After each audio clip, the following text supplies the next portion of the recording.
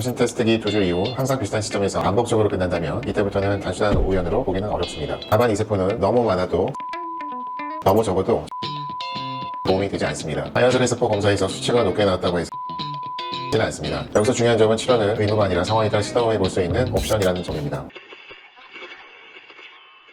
착상 단계에서 유산이 반복되면 환자분들은 보통 이런 생각을 하게 됩니다. 임신은 되는데 왜 항상 여기서 멈추는 건지 모르겠다. 이 시점에서 가장 중요한 건 빨리 뭔가를 시작하는 것이 아니라 왜 이 단계에서 계속 멈추는지를 차근차근 정리하는 것입니다. 그래서 오늘은 실제로 의료진이 어떤 순서로 생각하고 어떤 기준으로 검사와 치료를 고민하게 되는지 그 흐름을 중심으로 설명드리겠습니다.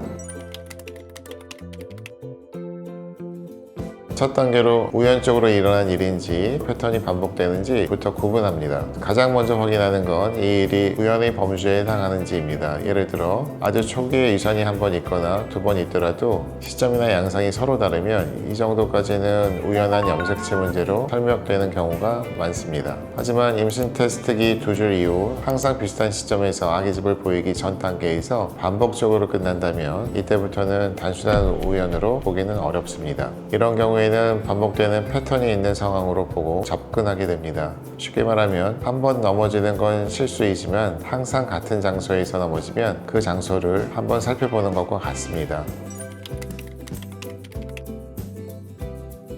반복 패턴이 의심된다고 해서 곧바로 주사나 치료부터 시작하지 않습니다. 먼저 기본적으로 다음 항목들을 차근차근 정리해 볼 수 있습니다. 대하 염색체 문제의 가능성, 자궁의 구조적인 이상 여부, 자궁 내막이 착상 후 유지할 수 있는 상태인지, 임신 초기를 지탱할 수 있는 호르몬이 충분한지, 이 단계는 문제를 바로 고치는 단계라기보다는 전체 지도를 그리는 단계에 가깝습니다. 어딘가 문제인지 모른 채 치료부터 시작하면 효과를 판단하기도 어렵고 오히려 불필요한 치료가 될 수도 있기 때문입니다.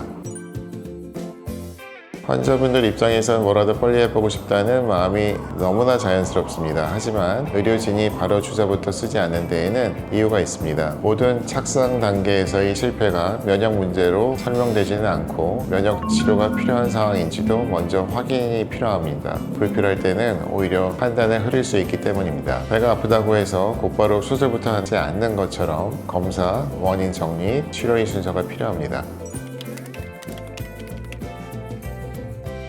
기본적인 검사에서 뚜렷한 원인이 보이지 않았는데도 착상 단계에서 실패가 반복이 됐다면 그 다음으로 보게 되는 것이 착상 이후를 방해하는 요인들이 됩니다. 대표적으로는 미세염증 반응이라든가 자궁 혈류 문제, 그리고 면역 반응의 불균형이 여기에 해당합니다. 이 중 면역 반응은 눈에 잘 보이지 않기 때문에 검사를 통해 간접적으로 확인하게 됩니다. 자연살이세포 검사는 말초 혈액 내에 있는 여러 면역세포 중에서 자연살이세포가 차지하는 비율을 측정하는 검사입니다. 쉽게 말하면 혈액 속에는 다양한 세포들이 섞여 있는데 그 가운데 자연살이세포가 얼마나 많은지를 비율로 확인하는 검사입니다. 자연살이세포는 감염이나 이상세포를 제거하는 역할을 하는 면역세포이지만 임신 과정에서는 적정한 수준에 유지되는 것이 중요합니다. 자궁 안에도 자연살이세포가 존재하지만 자궁 내에서 직접 검사를 하기 어렵기 때문에 혈액 검사를 통해 면역 상태를 간접적으로 확인하게 됩니다. 임신이 시작되면 수정란이 착상하면서 주변에 새로운 혈관들이 만들어져야 하는데 이 과정에도 자연살이세포가 관여합니다. 다만 이 세포는 너무 많아도 착상에 불리할 수 있고 너무 적어도 정상적인 착상 과정이 도움이 되지 않습니다. 그래서 자연살이세포 검사는 이 세포가 있는지 없는지를 보는 검사가 아니라 현재 비율이 적절한 범위 내에 있는지를 참고하는 검사라고 이해하시면 됩니다.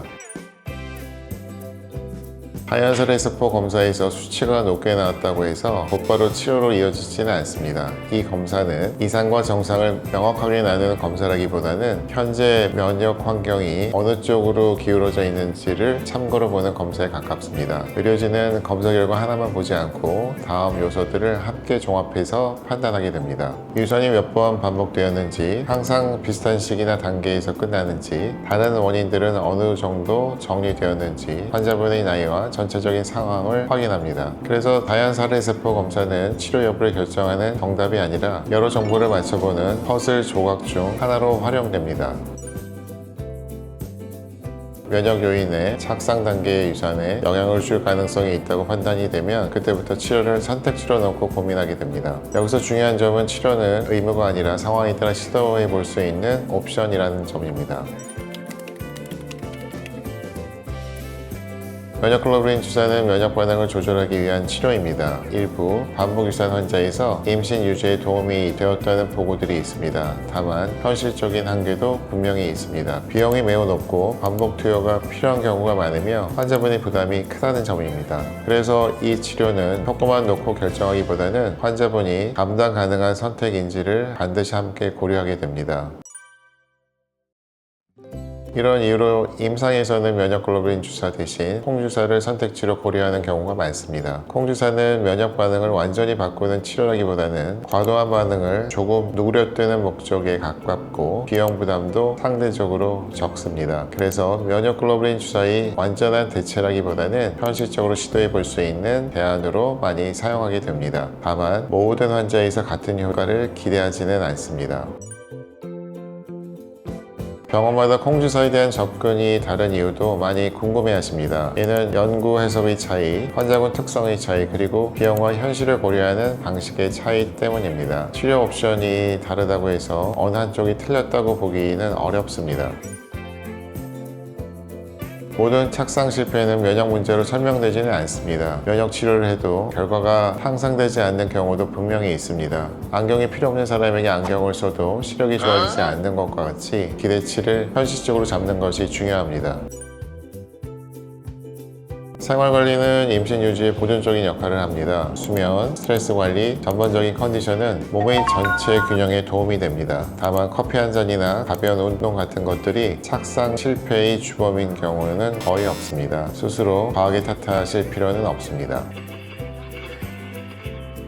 착상 단계에서 반복되는 실패는 혼자서 감당해야 될 문제가 아닙니다. 자연설의 세포 검사, 면역글로불린 주사, 콩주사 모든 상황에 따라 선택지로 검토되는 방법들입니다. 중요한 것은 지금 내 상황에서 어디까지 확인했고 어떤 선택이 가능한지를 차분히 정리해 나가는 과정입니다. 이 영상이 그 판단에 조금이나마 도움이 되었기를 바랍니다. 안녕. 좀 밝게 해주실 수 있나요? 어두웠어? 이거를 밝게? 이 영상이 그 판단에 조금이나마 도움이 되었기 바랍니다.